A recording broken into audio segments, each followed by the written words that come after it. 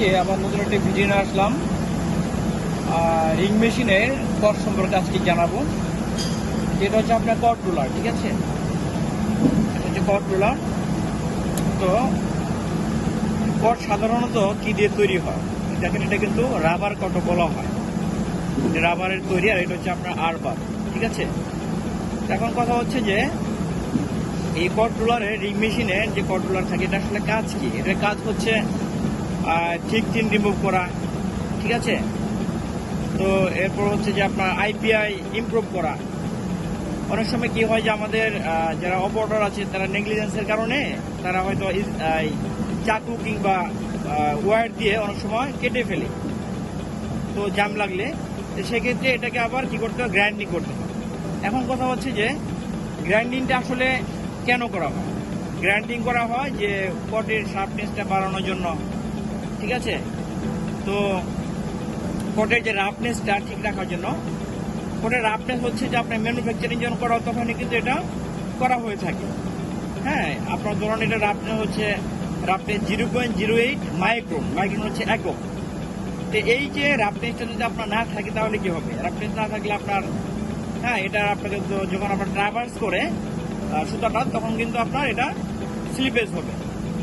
তো রাফনেসটা থাকলে আপনার ইয়ান কোয়ালিটি ভালো হবে, ঠিক আছে? এখন আরেকটা বিষয় হচ্ছে যে এই কটের যে আপনার কি বলে যেটা হার্ডনেস, হার্ডনেস কত থাকে? কটের হার্ডনেস থাকে আপনার 83 ডিগ্রি। এটা আপনার সরু হার্ডনেস থাকে। তো হার্ডনেসটা আসলে অনেক সময় বেড়ে যায়। তো হার্ডনেস বাড়লে কি হবে? থিকথিন বাড়বে, আইপিআই বেড়ে যাবে, আনইভেননেস বাড়বে, ঠিক আছে? এখন এই হার্ডনেস সাধারণত 83 ডিগ্রি থাকে। যদি আপনার বেশি হয়ে যায় সেক্ষেত্রে এটা কেন হয়? কটের হার্ডনেসটা বেশি হওয়ার কারণ হচ্ছে টেম্পারেচার কারণে হইতে পারে, অথবা আপনার এটা লাইফ টাইম। তো লাইফ টাইম আপনার ধরেন আমরা সাধারণত এক্সপোর্টে 40 থেকে 45 ডেজের মধ্যে আমরা কি করি? কট গ্রাইন্ডিং করে থাকি। যদি আপনার এটা টাইম ওভার হয়ে যায় সেক্ষেত্রে কি হবে? সেক্ষেত্রে আপনার হার্ডনেসটা বেড়ে যাবে।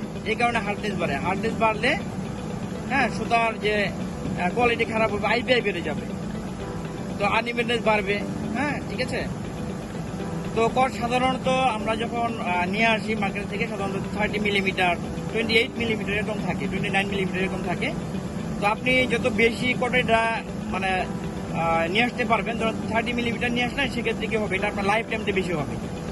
তো সাধারণত 29 মিলিমিটার এখন নিয়ে আসা হয় 29 মিলিমিটার, আনার পর এটা গ্রাইন্ডিং করা হয় 0.1 মিলিমিটার, ঠিক আছে? তো এইভাবে আসলে গ্রাইন্ডিংটা করা হয়। তো এ হচ্ছে আজকের টপিক। আশা করি বুঝতে পেরেছেন। আজকে পর্যন্তই। পরবর্তীতে নতুন একটি টপিক নিয়ে ইনশাআল্লাহ। ততক্ষণ ভালো থাকবেন। আল্লাহ হাফেজ।